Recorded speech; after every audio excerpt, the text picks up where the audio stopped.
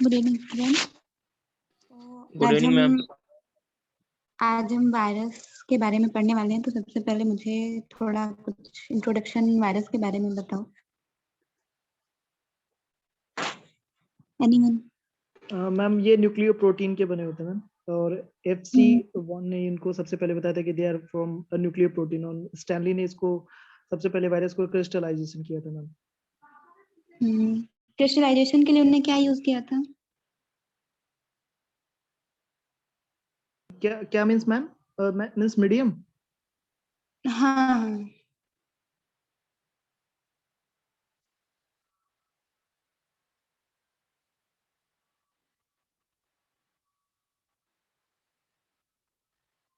Hello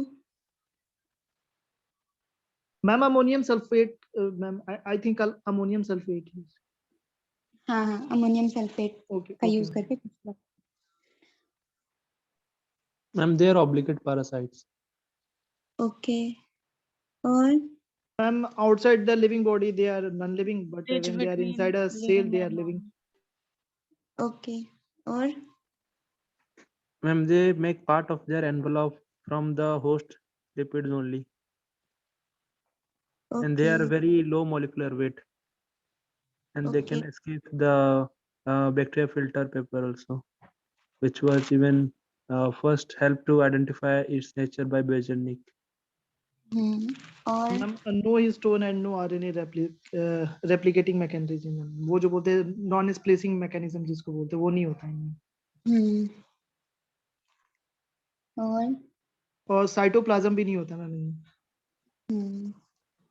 और genetic material double standard DNA RNA कुछ भी हो सकता है। दोनों होंगे? नहीं, दोनों तो नहीं हो सकते मैम। RNA हो सकता है किसी वायरस में, किसी वायरस में DNA भी हो सकता है। ठीक है, या तो DNA या फिर RNA, है ना? और मैम ये मतलब बहुत टाइप के भी होते हैं, मतलब सेफ साइज में नहीं, लेकिन उनका जीनोम मतलब ट्राइपार्टाइट टेट्रापार्टाइट हो सकता है, डिवाइडेड फॉर्म में रहता है उनका जीनोम कभी कभार। हाँ, और डबल स्टैंडर्ड DNA होते हैं? Yes ma'am. Yes ma'am. Example? Cauliflower mosaic virus. Okay. और ma'am Fiji virus ma'am. Fiji virus double standard RNA होता है। राइजोटोमोरोबैसिलिफॉर्म वायरस। Ma'am T4। चलो ठीक है, अब हम स्टार्ट करते हैं क्लास अपनी। तो सबसे पहले जो इसका स्टार्टिंग हुई थी, एक ट्यूलिपोमेनिया एक टर्म है। तो क्या हुआ था कि जर्मनी एंड सॉरी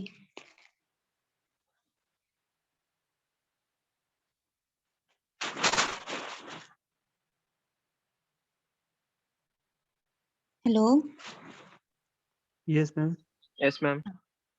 तो क्या हुआ था कि पहले जो ट्यूलिप होता है, ट्यूलिप एक फ्लावर होता है ना, उसमें येलो और कलरफुल लाइनिंग होती थी। तो लोगों को ये बहुत अच्छा लगता था कि वो मतलब फ्लावर का वेरीगेटेड नेचर। तो लोग इससे ऑब्सेस्ड हो गए थे, और उनको तब तक ये नहीं पता था कि ये ट्यूलिप में एक डिसीज है जो कि वायरल डिसीज है। और उनको ना तो उनको ग्राफ्टिंग टेक्निक के थ्रू पता चला, किसी भी तरीके से पता नहीं चला था। तो अगर कभी ऐसा क्वेश्चन आता है कि जो सबसे ओल्डेस्ट वायरल डिसीज है, तो वो ट्यूलिप बड नेक्रोसिस डिसीज है।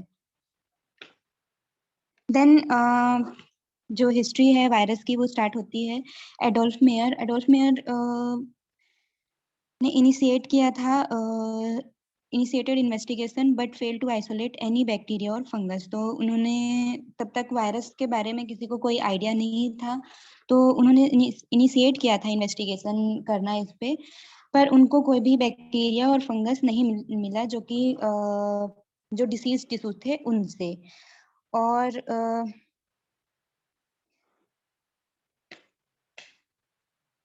जो इसका सैप था वो डिसीज कॉज कर सकता था, लेकिन उन्होंने ऐसा क्लेम किया कि अगर बैक्टीरियल प्रूफ फिल्टर से ये जो सैप है उसको फिल्टर किया जाए तो वो डिसीज जो ये सैप है वो अपनी इन्फेक्टिविटी लॉस्ट कर देता है। लेकिन बाद में इवानोस्की ने उनके क्लेम को डिस्प्रूव किया। इवानोस्की ने ये कहा कि SAP retained infectivity even after passing through best bacterial proof filters. तो उन्होंने ये कहा कि जो सैप है उसकी इन्फेक्टिविटी तब भी रहती है अगर बेस्ट बैक्टीरियल फिल्टर से भी हम उसको पास करें सैप को, तो भी इन्फेक्टिविटी उसकी खत्म नहीं होती है। लेकिन उनको भी वो भी बैक्टीरिया से आगे तक का कुछ नहीं सोच पाए थे। उनको भी यही लगा कि कुछ ऐसे माइन्यूट फिल्टरेबल बैक्टीरियम होंगे जो या फिर कुछ ऐसा पॉइजन होगा जो बैक्टीरिया फॉर्म कर रहा है और वो डिसीज के लिए रिस्पॉन्सिबल है। देन फिर आते हैं बीजरिंग। He demonstrated that the filterable infective principle was also diffusible like a liquid, and उन्होंने वो दिया था एक फ्रेज कंटेजियम वाइवम फ्लूडियम, मतलब कंटेजियस लिविंग फ्लूइड। तो उन्होंने कहा था कि जो ये फिल्टरेबल इन्फेक्टिव प्रिंसिपल है ये डिफ्यूजिबल है लिक्विड जैसा। लेकिन बाद में इनको भी डिस्प्रूव किया गया और ये पता चला कि ये जो जैसे कि बैक्टीरियोफेज होते हैं, जब बैक्टीरियोफेज की डिस्कवरी हुई तो इनका ये जो कंटेजियम वाइवम फ्लूइडियम था ये डिस्प्रूव हो गया, क्योंकि जो बैक्टीरियोफेज हैं वो पर्टिकुलेट होते हैं ना कि लिक्विड होते हैं। लेकिन जो टर्म वायरस है वो बीजरिंग ने दिया था, जो इसमें लिखा हुआ है बुक में HC दुबे में कि पास्चर ने वायरस के लिए यूज किया था। लेकिन उसके आगे ये सेंटेंस एक लिखा हुआ है कि absence of any germ, in the absence of any germ he called the disease agent as virus. तो पास्चर को कोई भी ऐसा जर्म वहां पे मिला नहीं था, इसलिए उन्होंने डिसीज एजेंट को वायरस कह दिया था, यानी कि पॉइजन। जैसे नॉर्मली हम किसी भी वर्ड के लिए वो ग्रीक वर्ड पॉइजन यूज किया उन्होंने, तो ग्रीक वर्ड पॉइजन के लिए वायरस यूज करते हैं, बट वो ऑर्गेनिज्म से अवेयर नहीं थे, तो बीजरिंग ही टर्म वायरस के लिए माने जाएंगे। And Beijerinck is also known as father of virology. Then Hashimoto et al. In Japan noted dwarf disease of rice was transmitted by insect। तो उन्होंने ये देखा कि जो ड्वार्फ डिसीज है राइस की वो इंसेक्ट से ट्रांसमिट हो रही है, मतलब कि अब धीरे धीरे उसमें और भी चीजें डिस्कवर होने लगी। अभी तक तो वायरस का नाम तक पता चला था, अब आगे एक इम्पोर्टेंट डिस्कवरी है ट्वार्ट एंड डीहेरल की, ये भी इम्पोर्टेंट है जो अभी तक हमने पढ़ा। They noted turbid bacterial colony on agar plates turned glassy and could not be subcultured।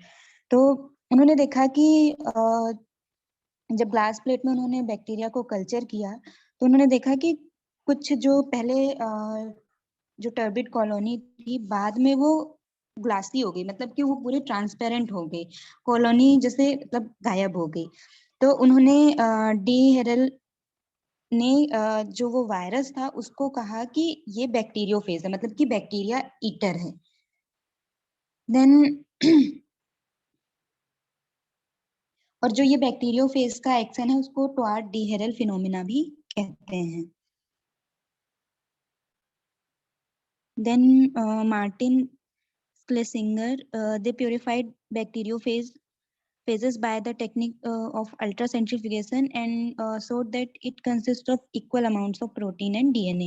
तो मार्टिन ने प्योरीफाई किया बैक्टीरियोफेज को अल्ट्रासेंट्रिफिकेशन से और उन्होंने ये बताया कि इनमें इक्वल अमाउंट में प्रोटीन और DNA होता है।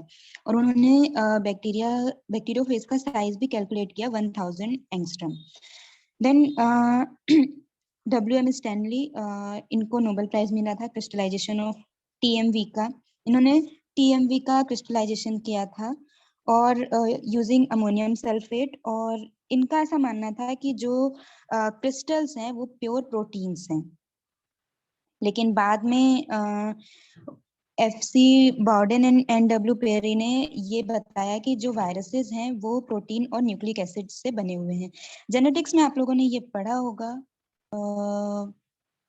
बाउडेन एंड पेरी ने बताया था ये न्यूक्लिक एसिड और प्रोटीन के बारे में। न्यूक्लियो प्रोटीन होते हैं, उन्होंने प्रूव किया था।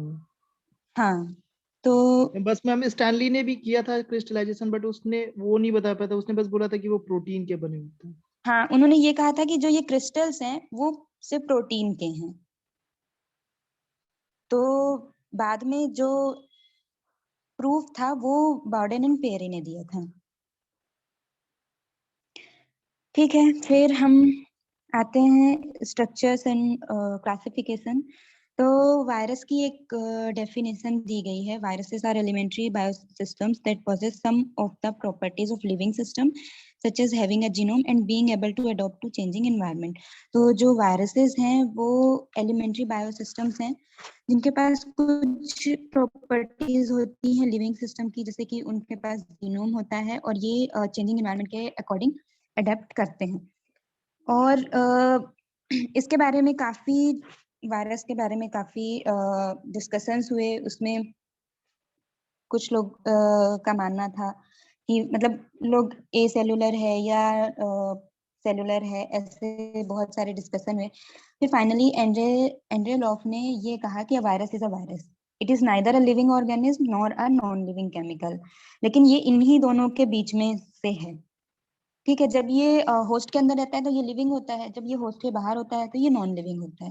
तो इसको हम सेल भी नहीं कह सकते हैं क्योंकि इसके पास कोई भी सेल के वो नहीं होते हैं, जैसे कि साइटोप्लाज्म और राइबोसोम, जो भी मैकेनिज्म परफॉर्म करती है सेल, वो कुछ भी नहीं होता है।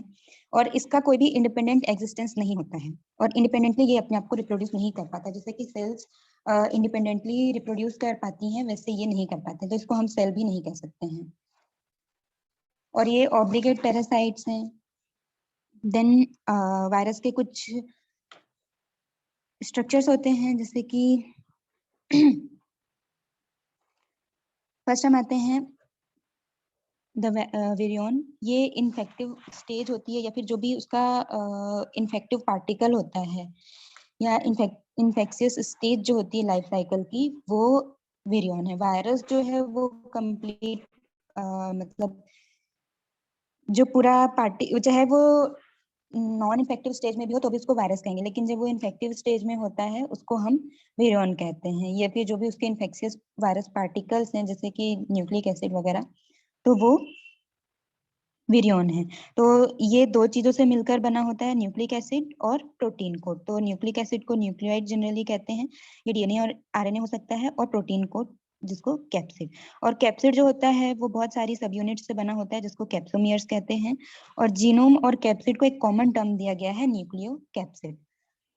देन कुछ वायरसेस में एनवेलप होता है, एनवेलप जो प्रोटीन कोड को सराउंड करता है। और ये जो एनवेलप होता है ये वायरस प्रोटीन और होस्ट सेल लिपिड से बना होता है। These viruses called as enveloped viruses. Virus core एक एडिशनल प्रोटीन लेयर होती है कैप्सिड एंड न्यूक्लियोइड के बीच में। और जो कैप्सिड होता है ये, इसके कुछ फंक्शंस होते हैं, जैसे कि ये प्रोटेक्ट करता है न्यूक्लिक एसिड को अनफेवरेबल एक्स्ट्रा सेलुलर एनवायरनमेंट से। और ये फैसिलिटेट करता है न्यूक्लिक एसिड की एंट्री को होस्ट सेल में, और ये एंटीजेनिक नेचर का होता है।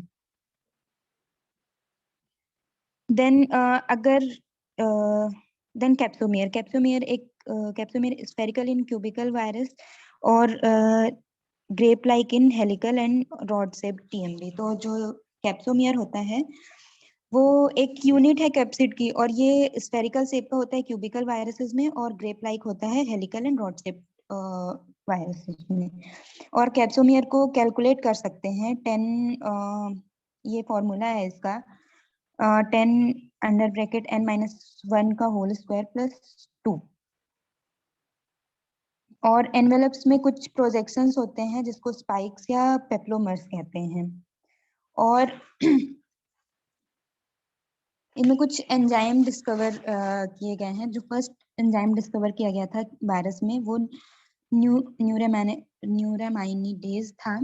इन इन्फ्लुएंजा वायरस एंड पैरामीक्सोवायरस। और एक इम्पोर्टेंट एंजाइम है जो वायरस में डिस्कवर किया गया है, नाम कोई बताएगा मुझे? न्यूरामिनिडेज। नहीं, इसके अलावा ये शायद 11th-12th के बायोलॉजी में पढ़ा होगा। Reverse transcriptase. हाँ, रिवर्स ट्रांसक्रिप्टेज। तो ये भी इसमें आइसोलेट किया जा चुका है। केट्स एंड मैकस्लन ने they discovered DNA dependent RNA polymerase in vaccinia virus, और इनको जो ये एंजाइम है इनको ट्रांसक्रिप्टेज कहा जाता है। बहुत सारे ऐसे DNA डिपेंडेंट RNA पॉलीमरेज अभी तक डिस्कवर हो चुके हैं एनिमल, प्लांट और इंसेक्ट वायरसेस में, और इनको कलेक्टिवली ट्रांसक्रिप्टेज कहा जाता है। और ये जो ट्रांसक्रिप्टेज होते हैं ये क्या करते हैं, they synthesise messenger RNA from the virion nucleic acid. तो ये मैसेंजर आरएनए से जो विरियन न्यूक्लिक एसिड है वो सिंथेसाइज करते हैं। ये डबल स्ट्रैंडेड डीएनए और सिंगल स्ट्रैंडेड और डबल स्ट्रैंडेड आरएनए भी हो सकते हैं। और जो रिवर्स ट्रांसक्रिप्टेज होता है ये सिंथेसाइज करता है डीएनए को फ्रॉम सिंगल स्ट्रैंडेड आरएनए से। और जो रिवर्स हाँ, अभी जो आपने फार्मूला बताया था कैप्सोमीयर कैलकुलेट करने का, तो उसमें एन की वैल्यू क्या होती है, तो एन क्या होगा उसमें? ये क्या होता है, जब हम माइक्रोस्कोप से देखते हैं ना तो हमको एक एज दिखती है कैप्सोमियर की, तो वो एन जो है number of capsomeres on one edge, मतलब कि एक एज पे कितने कैप्सोमियर्स हैं। जैसे कि कुछ आइसोहेड्रल होते हैं तो उनके 20 फेसेस होते हैं, है ना। तो एक एज पे जैसे ये है,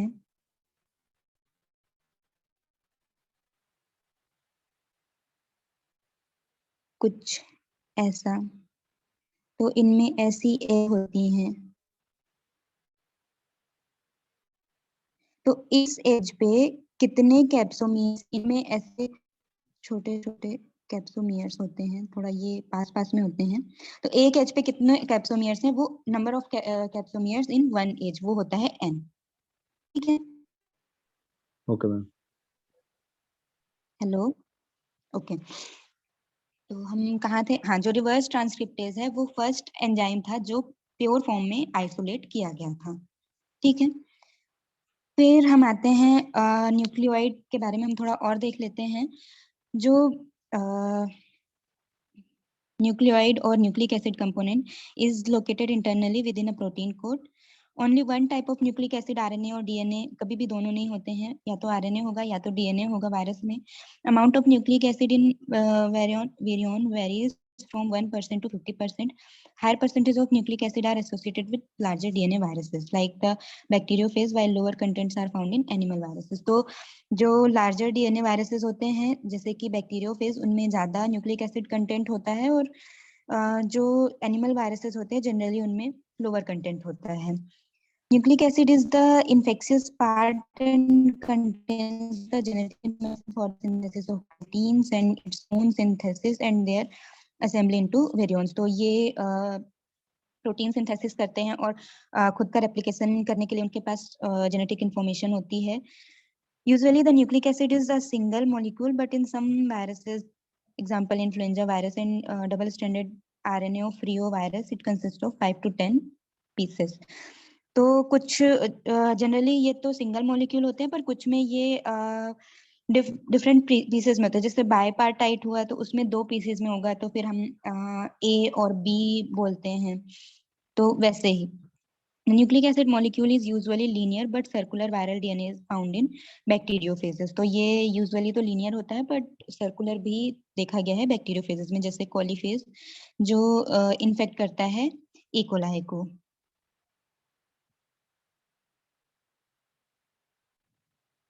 Then इनका envelop some animal viruses, herpes viruses and pox viruses have 10 to 18 nm thick lipoprotein envelope around their protein coat. तो इनमें हमने देखा कि जो एनवेलप होता है वो लाइपोप्रोटीन का बना होता है। जो लिपिड होता है वो होस्ट ओरिजिन का होता है, और प्रोटीन वायरल ओरिजिन का होता है, protein is of viral origin. One characteristic feature of the envelope is that it is covered with projections called spikes. तो ये डायग्राम में स्पाइक्स दिख रही हैं ये, एंड स्पाइक्स या इनको पेप्लोमर्स भी कहते हैं। These are glycoproteins and serve to attach the virions to specific receptor sites on host surfaces and also bring about heme agglutination of the red blood cells.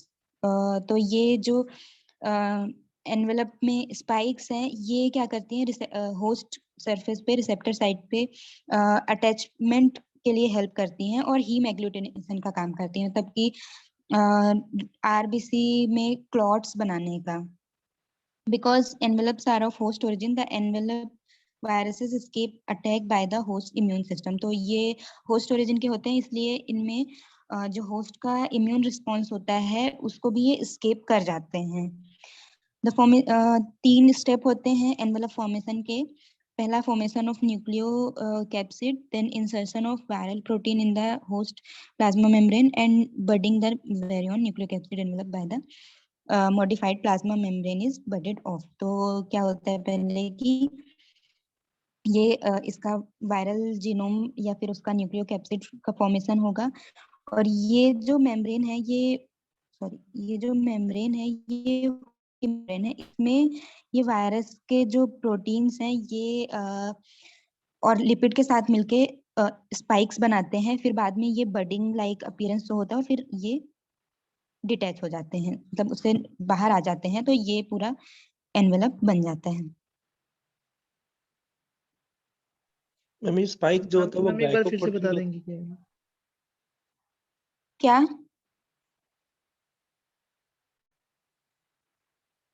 Ma'am एक spikes और envelope वाला एक बार बता दीजिए, क्योंकि स्पाइक्स ग्लाइकोप्रोटीन का होता है शायद, में वो कंफ्यूजन है। ग्लाइको नहीं, लाइपोप्रोटीन होता है, लिपिड होता है, जो लिपिड होस्ट ओरिजिन का होता है, और जो प्रोटीन होता है वो वायरल ओरिजिन का होता है। मैम वो तो एनवेलप का होता है ना कॉम्पोजिशन में, मैम स्पाइक का। हाँ, ओके ओके ओके। तो ये एक बार डायग्राम फिर से बता देंगे क्या? हाँ, बता रही हूँ। देखो ये जो ये ग्लाइकोप्रोटीन और लाइपोप्रोटीन जो ये स्पाइक होते हैं, हाँ ये ग्लाइकोप्रोटीन के बने होते हैं, और जो ये स्पाइक्स होते हैं ये डिफर भी करते हैं species to species. Okay ma'am. कुछ में तीन टाइप के भी स्पाइक्स होते हैं, और ये अपना वो भी चेंज करते हैं फॉर्म, जैसे कि कोविड का है, ये तो बहुत कॉमन है अभी जो ओमिक्रॉन का अभी इस टाइम पे चल रहा है कि उसके ये जो प्रोटीन्स हैं ये इतना म्यूटेशन कर रहे हैं, सुना होगा। यस मैम, कोरोना पार्टिकल जो। हाँ, देखो इसमें जो ये होता है ये है होस्ट सेल, ठीक है, ये होस्ट सेल की मेम्ब्रेन है। तो क्या होता है कि होस्ट सेल के अंदर ये वायरल जीनोम और वायरल कैप्सिड फॉर्म हो रहा है, ठीक है। तो ये इसको हम कंबाइनली न्यूक्लियोकैप्सिड कहते हैं। ये फॉर्म होगा और सेम टाइम पे जो उसका मेम्ब्रेन होगा, वायरस सॉरी होस्ट की जो मेम्ब्रेन होगी उस पे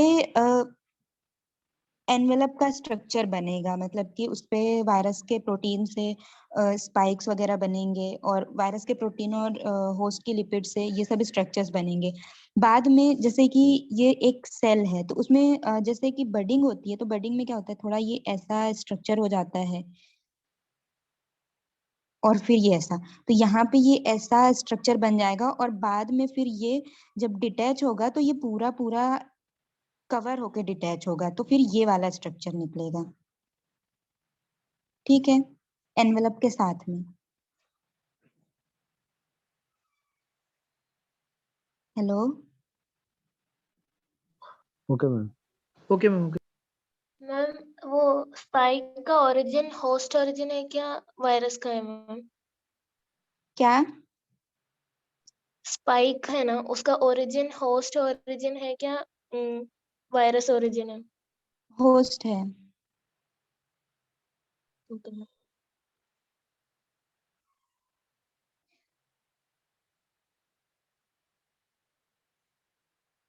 मैम यहाँ पॉइंट बडिंग वायरॉन टर्म क्यों यूज हुआ है? क्या? थर्ड पॉइंट है, इसको एक्सप्लेन कर दीजिए। Budding the virion nucleocapsid enveloped by the modified plasma membrane is budded off। तो देखो ये जो है ये इसका इन्फेक्टिव पोर्शन है, ये न्यूक्लियोकैप्सिड और ये कैप्सिड और ये इसका जो जीनोम मटेरियल है, ठीक है। तो ये वेरियन है और ये जो मेम्ब्रेन है ये पहले प्लाज्मा मेम्ब्रेन में थी, है ना। तो इसलिए कि ये जो वेरियन है ये निकल रहा है ना, इस पे फिर इनकैप्सिडेशन हो रहा है और एनवेलप बन रहा है, इसलिए यहाँ पे वेरियन टर्म यूज हुआ है। ओके। विरियन बोले या वायरस बोले बात है कि नहीं, क्योंकि विरियन तो मैम कंप्लीट वायरस पार्टिकल होता है ना। हाँ हाँ, जनरली जब हम साइंटिफिकली यूज करते हैं तो वेरियन ही ज्यादा यूज करते हैं। मैम ओके, विरियन आगे बस आते हैं उसका, हम। हेलो मैम, क्या? मैम विरियन हाँ उसका इन्फेक्टिव फेज को ही दर्शाता है ना मैम? हाँ, उसके इन्फेक्टिव फेज को दर्शाता है। तो जो जब हम किसी एनिमल के रिस्पेक्ट में या फिर हम प्लांट के रिस्पेक्ट में बात करेंगे तो हम वेरियन ज्यादा टर्म यूज करेंगे कि अगर वो उसके अंदर है तो वो इन्फेक्टिव है ना। अगर ये इन्फेक्टिव है तभी तो यहाँ पे ये अपना एनवेलप बना पाया है। Yes ma'am, yes ma'am. अगर वो लेटेंट कंडीशन में होता या डोरमेंट कंडीशन में होता तो फिर वो वायरस है ना। Yes ma'am. ये कंप्लीट ये जो कंप्लीट स्ट्रक्चर है ये भी वायरस है, ऐसा नहीं कि हम इसको वायरस नहीं कहेंगे। Yes ma'am. ओके, आगे आते हैं क्लासिफिकेशन ऑफ वायरस। तो इसके क्लासिफिकेशन को लेके बहुत सारे ऐसे डिस्कशन हुए हैं वैसे। तो जो पहले क्लासिफिकेशन था वो उनके पैथोजेनेसिस के बेसिस पे था, मतलब कि उनकी पैथोजेनिक प्रॉपर्टीज के बेसिस। वायरस हेपेटाइटिस कॉज करते थे उनको हेपेटाइटिस वायरस कहते थे, जो वायरस मोज़ेक सिम्टम कॉज करते हैं उनको मोज़ेक वायरस, पहले ऐसा था। देन बाद में क्या हुआ कि उनके स्ट्रक्चर एंड कंपोजिशन में डिस्कवरीज हुई और फिर वायरस को वेरियन प्रॉपर्टीज के हिसाब से ग्रुपिंग की जाने लगी। फिर क्या हुआ कि एक इंडिविजुअल साइंटिस्ट और एक मतलब उन्होंने कमिटी बनाई साइंटिस्ट ने, और पहले उन्होंने एक international commission of nomenclature of viruses बना 1966 में, क्योंकि बहुत कंफ्यूजिंग थे। जैसे ये सिम्टम्स के बेसिस पे जो नाम थे, इनकी नेमिंग थी वो बहुत कंफ्यूजिंग थी। तो बाद में ये बना ICNV। फिर 1973 में इसका नाम चेंज कर दिया गया international committee on taxonomy of viruses. तो जो वायरस की नेमिंग होती है वो international committee on taxonomy of viruses होता है, वो करता है। और जो क्लासिफिकेशन और नोमेनक्लेचर है वायरस का, जो लेटेस्ट है वो 2005 में हुआ है। तो जो जो वायरस क्लासिफिकेशन है उसमें ऑर्डर है, फैमिली है, सब फैमिली है, जीनस एंड स्पीसीज है। तो जो टैक्सा है उसकी स्टैंडर्ड इंडेक्स है एल्स पे, फैमिली की विरिडी पे, एंड सब फैमिली की वेरेनी पे, जीनस वायरस, एंड स्पीसीज जो है वो सफिक्स वायरस, जो भी वो डिसीज कॉज करते हैं उसके अकॉर्डिंग स्पीसीज की नेमिंग होती है। जैसे कि एक निडोविरल्स का इसमें एग्जांपल दिया हुआ है। Order Nidovirales, family Bromoviridae, genus Bromovirus, और स्पीसीज है brome mosaic virus, polio virus and tobacco mosaic virus. तो जब हम स्पीसीज का नाम लिखते हैं तो जो फर्स्ट वर्ड होता है, सॉरी, जो स्पीसीज के फर्स्ट वर्ड का फर्स्ट लेटर होता है वो कैपिटल होता है, और बाकी नॉर्मल लिखते हैं। और जो भी नेमिंग, मतलब ये इटैलिक्स में होते हैं इनकी नेमिंग। और अगर हम उनको शॉर्ट फॉर्म में लिखते हैं, जैसे टोबैको मोज़ेक वायरस को मैम हम इनके नेम को साइंटिफिक नेम नहीं बोलते ना? नहीं। और जब हम इनको शॉर्ट फॉर्म में लिखते हैं, जैसे TMV, HIV, तो इनको हम ना तो इटैलिक्स करते हैं और ना ही, सॉरी, इटैलिक्स नहीं लिखते हैं बट कैपिटल में लिखते हैं। और जैसे कि हम कॉलीफ्लावर मोज़ेक वायरस को कॉलिमो वायरसेस कहते हैं, तो उनमें हम ना तो इटैलिक्स करेंगे उनको और ना ही उनको कैपिटलाइज करेंगे। वैसे इसका जो ये नोमेनक्लेचर का रूल है वो इतना इम्पोर्टेंट नहीं है, बस हमको ये पता होना चाहिए कि ऑर्डर में एल्स में एंड होता है और फैमिली वेरिडी पे, और ये सब जो है। फिर पहले इनमें फाइलम क्लास नहीं होता ना क्या? मैम, इनको किंगडम, फाइलम और क्लास में नहीं किया गया है रिकॉग्नाइज। नहीं।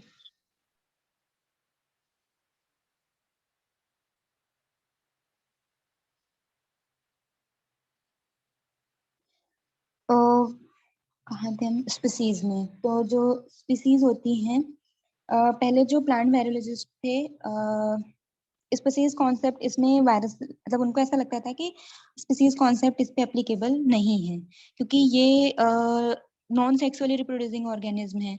लेकिन 22 डिफरेंट स्पीसीज कॉन्सेप्ट्स अवेलेबल हैं बायोलॉजी में, और कुछ यूज होते हैं फॉर एसेक्सुअल ऑर्गेनिज्म, और फिर इसमें भी स्पीसीज कॉन्सेप्ट आया। A virus species is defined as a polythetic class of viruses that constitute a replicating lineage and occupy a particular ecological niche। मतलब कि जो पॉलीथेटिक है, पॉलीथेटिक मतलब ऐसी स्पीसीज जो कि जो मेंबर होते हैं उनमें बहुत सारी प्रॉपर्टीज कॉमन होती हैं, बट एक भी प्रॉपर्टीज, मतलब कोई भी सिंगल प्रॉपर्टी सब में कॉमन नहीं होती। जैसे कि इस डायग्राम में किसी में ये 1 2 3 4 प्रॉपर्टीज हैं, ठीक है, तो किसी में भी एक प्रॉपर्टी अगर हम 5 ले लें, तो ये जो शेडेड रीजन है इसमें ये जो 5th प्रॉपर्टी है ये एब्सेंट है, बाकी सब में प्रेजेंट है, तो ये इसमें कॉमन नहीं है। फिर जो 1 है ये इसमें एब्सेंट है, बाकी सब में है। तो कोई भी, इनमें नंबर ऑफ प्रॉपर्टीज कॉमन होती हैं, बट कोई भी एक प्रॉपर्टी ऐसी नहीं होती है जो सब में हो।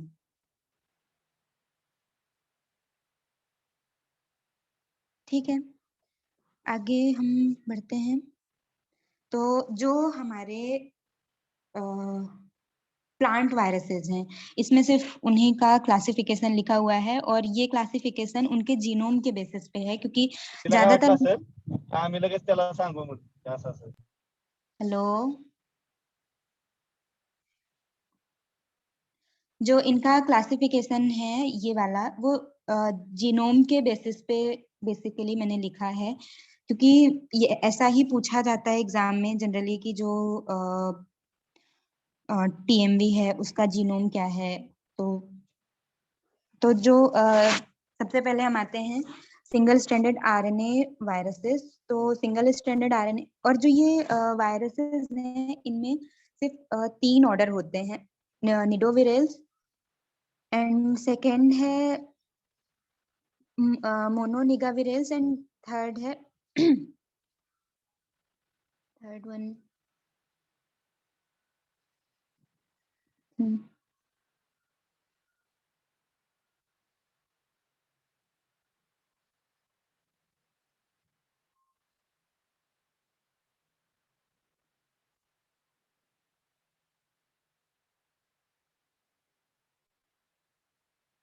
रुको, मेरे को याद आता है तो फिर मैं बताती हूँ। तो जो ये निडोविरेल्स है, single stranded RNA positive virus, इसमें मेनली जो ऑर्डर निडोविरेल्स के वायरसेस हैं वो आते हैं। तो इसमें फैमिली एक आती है ब्रोमोविरिडी, जिसमें ब्रोमो वायरसेस हैं, ब्रोम मोज़ेक। हाँ, ये पॉजिटिव और नेगेटिव क्या मतलब है? देखो इनके जो जीन होते हैं, जो पॉजिटिव वायरसेस होते हैं वो डायरेक्टली जब होस्ट पे अटैक करते हैं, तो जो पॉजिटिव सिंगल स्ट्रैंडेड RNA होता है वो डायरेक्टली रेप्लिकेट करता है, लेकिन जो नेगेटिव वाला होता है वो पहले पॉजिटिव मतलब अपना कॉम्प्लीमेंट्री पॉजिटिव बनता है, उसके बाद वो रेप्लिकेशन स्टार्ट होता है। ठीक है, ओके मैम। नहीं आया? मैम फिर से रिपीट कर दीजिए मैम, ठीक है। आवाज। देखो, जो पॉजिटिव वायरसेस होते हैं, मतलब पॉजिटिव सिंगल स्ट्रैंडेड आरएनए होते हैं, डायरेक्टली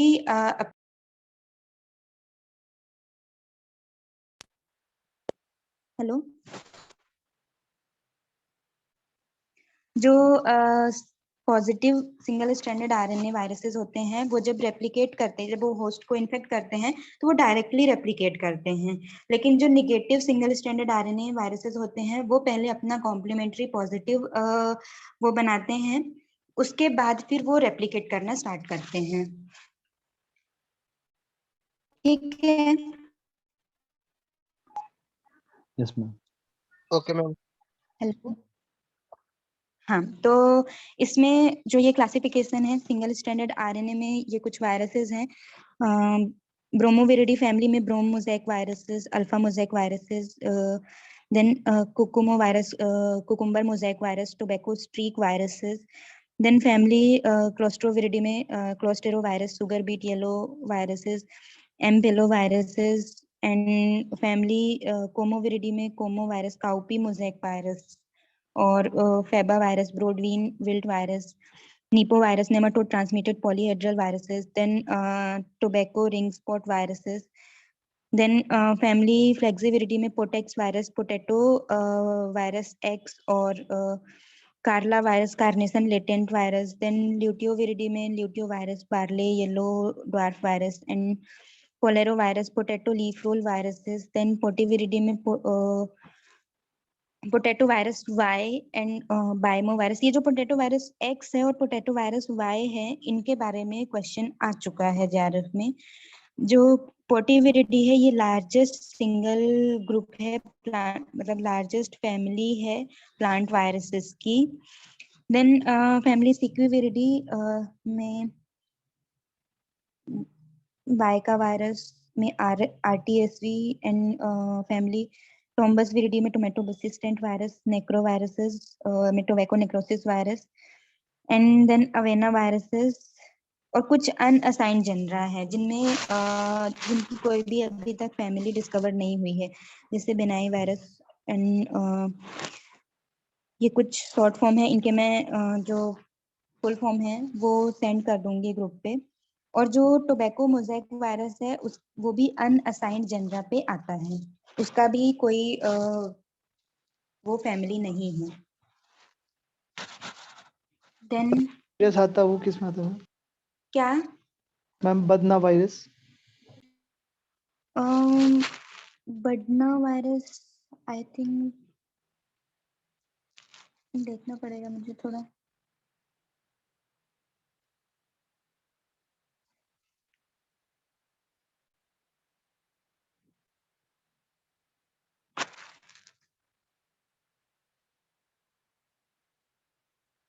देख के बताती हूँ मैं बडना वायरस का। जी मैम, जी मैम। निगेटिव स्ट्रैंड वायरसेस, ये बस ऐसे वायरसेस हैं पूरे, मतलब प्लांट, जो पूरे प्लांट वायरसेस में जो एनवेलप्ड होते हैं, single standard RNA strand viruses. इसमें ऑर्डर है मोनोनिगाविरेल्स, और फैमिली रेब्डोविरिडी में जो वायरसेस होते हैं वो बेसिलिफॉर्म होते हैं, साइटोरेब्डो जिसमें लेट्यूस नेक्रोटिक वायरसेस, और न्यूक्लियो रेब्डो वायरसेस में जिसमें पोटैटो येलो ड्वार्फ वायरसेस होते हैं। देन बनियाविरिडी, इसमें टॉस्पो वायरस आते हैं, टोमेटो स्पॉटेड विल्ट वायरस। और जो टॉस्पो वायरस है, इसका वेक्टर थ्रिप्स होता है, मतलब कि ये एक इसका वो ही है, स्पेशलाइज्ड है कि इसका टोमेटो स्पॉटेड विल्ट वायरसेस का वेक्टर है थ्रिप्स। और ये क्वेश्चन में आ चुका है जेआरएफ में।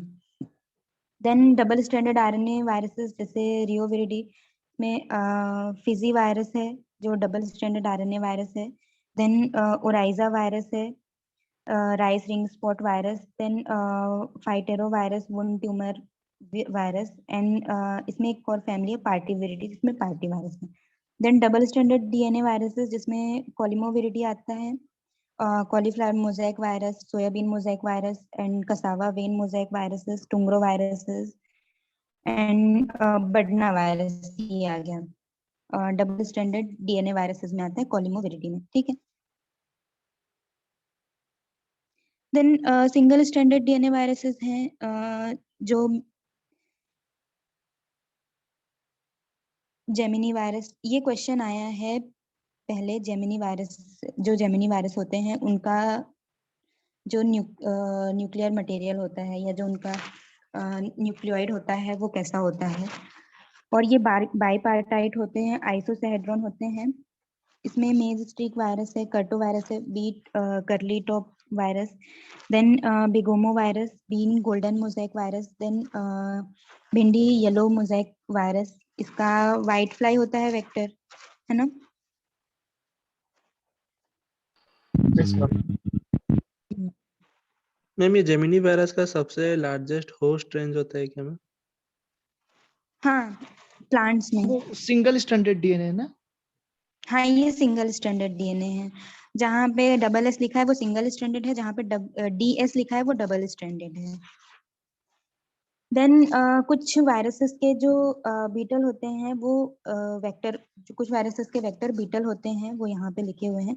Broad bean mottle virus, turnip yellow mosaic virus, southern bean mosaic virus, rice yellow mottle virus, और जेरेफ 2020 में एक क्वेश्चन आया था बीटल पे।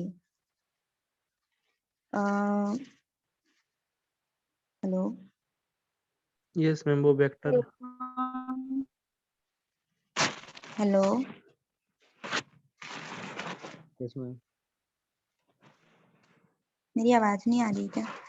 आ रही है आवाज आपकी, आ रही। अरे हाँ, मैम, तो वो आया था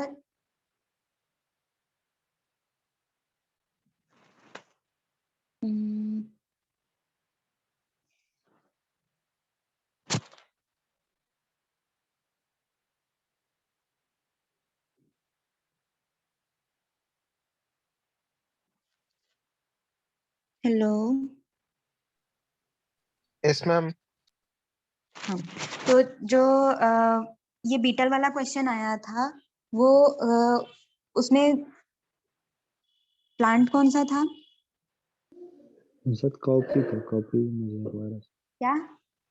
कॉपी था शायद। काउपी? Sterility mosaic virus. क्या? चलो ये मुझे देख के बताना, ठीक है, नेक्स्ट क्लास में। ये आई थिंक जो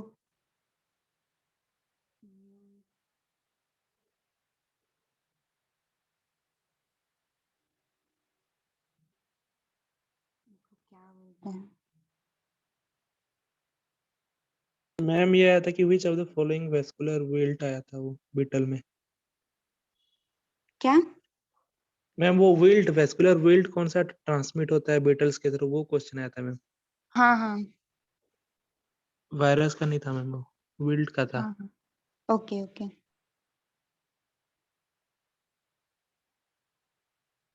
देन कुछ नेमाटोड होते हैं जो वायरसेस को ट्रांसफर करते हैं, Xiphinema tomato ring spot viruses को, और टोबैको रिंग स्पॉट वायरस को, ग्रेव फैन लीफ वायरस को, and Longidorus tomato black ring virus and Trichodorus tobacco rattle viruses को। तो यहाँ पे आज की हमारी क्लास खत्म हुई। नेक्स्ट क्लास में हम देखेंगे बैक्टीरियोफेज और वायरसेस की लाइफ साइकिल और जो ट्रांसमिशन होता है वायरसेस का। तो जो वायरसेस की लाइफ साइकिल हमने पढ़ी है, एक है ना, 2 टाइप की होती है। कौन कौन सी लाइटिक होती एंड लाइसोजेनिक। है? हाँ, तो लाइटिक और लाइसोजेनिक के बारे में थोड़ा थोड़ा कुछ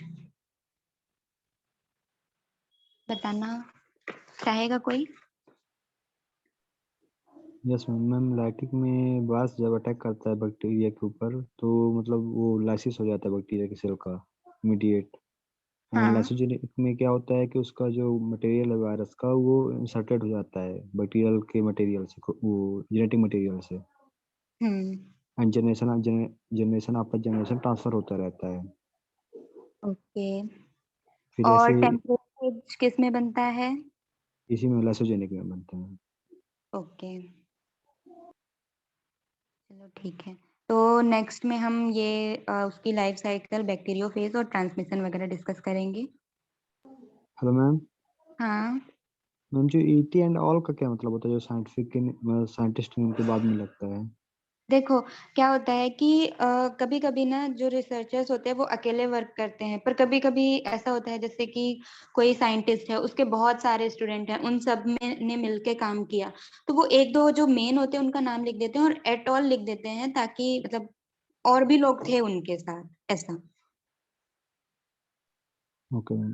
एंड मैम ये क्वेश्चन है कि जो वो वायरस होता है तो प्रोटीन सिंथेसिस कैसे करता है? राइबोसोम तो उसके पास नहीं होता है, फोटोसिंथेसिस? मतलब प्रोटीन का सिंथेसिस कैसे करता है? देखो वो क्या करता है कि होस्ट का मैकेनिज्म यूज करता है। जब जो वायरस होता है, वो वायरस जब होस्ट पे एंटर करता है, तो ये उसके होस्ट के जीनोम से या तो अटैच हो जाता है ना, या फिर वो होस्ट पे उसका पूरा कंट्रोल हो जाता है, तो वो होस्ट को डायरेक्ट करता है कि उसके लिए वो प्रोटीन सिंथेसाइज करे। Okay ma'am, thank you. Okay.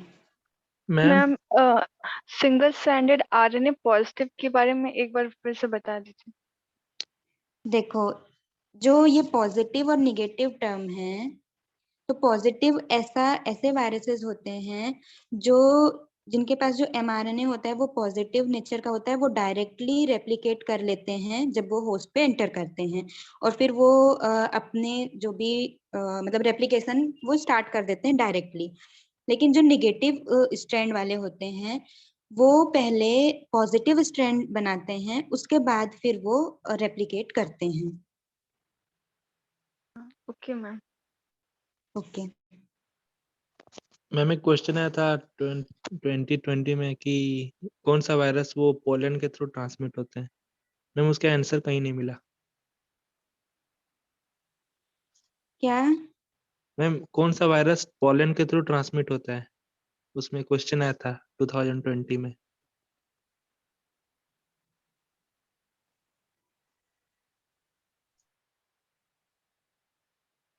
नहीं, उसमें ऑप्शंस क्या क्या थे?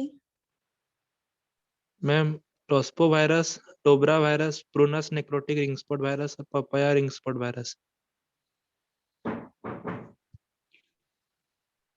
ठीक है, मैं ये देख के बताऊंगी ना, क्योंकि मुझे याद नहीं है अभी। इसमें ओके मैम। कुछ होते हैं जो जैसे निपो वायरस है, सोबेमो वायरस है और पोटी वायरसेस हैं, ये ट्रांसफर होते हैं पॉलन ग्रेन से। Okay ma'am. हाँ, यस मैम। और बाकी देख के बताऊंगी मैं। और एक में सैटेलाइट वायरस भी होता है ना मैम, वो राइस में जो एक वायरल हाँ, डिजीज होता है। ऐसे जो सैटेलाइट वायरसेस होते हैं ना, ये तो मैं तुमको होमवर्क देने वाली थी, पर हो गया, ठीक है। ये ऐसे वायरसेस होते हैं जिनका जो आरएनए होता है वो बहुत स्मॉल होता है, और वो खुद से होस्ट में भी अकेले रेप्लिकेशन नहीं कर पाते हैं, उनको हेल्पर वायरस की जरूरत पड़ती है रेप्लिकेशन करने के लिए। ओके मैम, मतलब वो क्या हेल्पर वायरस के अंदर ही या उनके साथ एसोसिएट रहते हैं? उनके साथ एसोसिएट होके वो रेप्लिकेशन करते हैं। जब वो अकेले, जैसे कोई होस्ट है उसमें अगर सिर्फ सैटेलाइट वायरसेस हैं, तो वो रेप्लिकेट नहीं कर पाते हैं। क्या होता है कि जैसे एक सैटेलाइट वायरस है ना, वो बहुत वैसे साइज में बहुत छोटे होते हैं, तो जब होस्ट के अंदर सैटेलाइट वायरस और हेल्पर वायरस दोनों होते हैं, तो जो हेल्पर वायरस होता है वो जो पूरी मेटाबॉलिक मशीनरी होती है सेल की, वो यूज करता है, और हेल्पर वायरस जो होता है वो हेल्प करता है सैटेलाइट वायरस को उसके प्रोटीन्स वगैरह सिंथेसाइज करने में। तो वो जब अकेले होता है तो उसको कहीं से हेल्प नहीं मिलती है, तो वो जो सैटेलाइट वायरसेस होते हैं वो फुली डिपेंडेंट होते हैं रेप्लिकेशन के लिए हेल्पर वायरसेस पे। Okay ma'am. और मैम ये आर एस गुप्ता इसमें था कि जो सैटेलाइट वायरस होता है वही हम्म। मतलब वो वायरस का पैथोजेनिक एक्टिविटी शो करता है, ऐसा है क्या मैम? हाँ पर देखो, क्या? वही मैम, मतलब वो पैथोजेनिसिटी कहाँ से होता है? वो हेल्पर वायरस में ही पैथोजेनिसिटी होता है या सैटेलाइट? तो वही जानना था। देखो क्या होता है कि कभी कभी जो ये होते हैं सैटेलाइट वायरसेस, ये पैथोजेनिसिटी को इंक्रीज करते हैं, इंक्रीज या डिक्रीज करने का काम करते हैं। ठीक है, ये अकेले पैथोजेनिटी शो नहीं कर सकते हैं। Yes ma'am, yes ma'am. जैसे कुछ होते हैं जो जैसे कि टोबैको नेक्रोसिस डिसीज में अगर सैटेलाइट वायरस है तो वो बहुत ज्यादा पैथोजेनिसिटी बढ़ा देते हैं, अगर ठीक। सैटेलाइट वायरस प्रेजेंट है। लेकिन कुछ में क्या होता है कि ये ना पैथोजेनिसिटी को डिक्रीज भी कर देते हैं।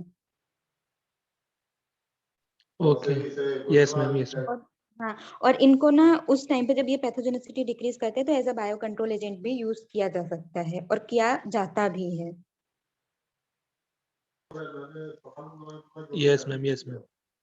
ओके,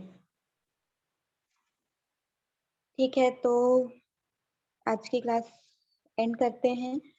और वायरॉइड, वायरोसॉइड्स एंड प्रियॉन्स के बारे में पढ़ के आना।